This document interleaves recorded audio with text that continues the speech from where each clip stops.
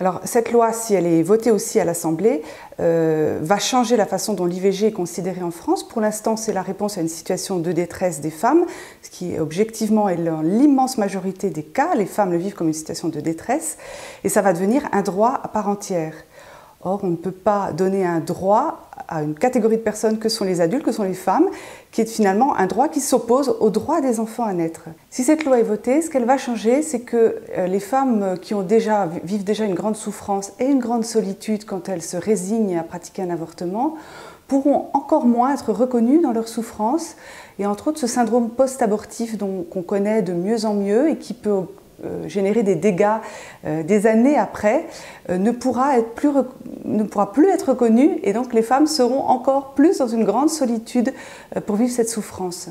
Il y a aussi un amendement qui a été porté sur la lutte contre tous les sites et les lieux d'écoute, les plateformes d'écoute, et c'est résumé sous l'idée de délit d'entrave à l'IVG. Donc c'est vraiment les lieux d'écoute qui sont ciblés en direct.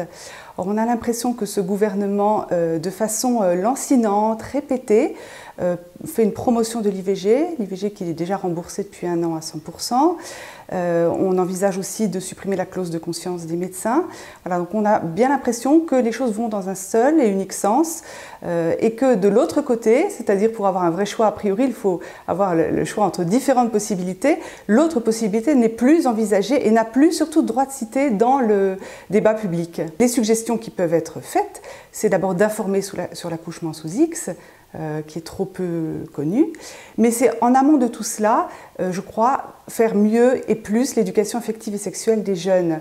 Actuellement, cette éducation, elle est faite dans un sens qui est très consumériste de l'autre, centré sur le plaisir et non pas centré sur la relation, encore moins centré sur la venue possible de l'enfant.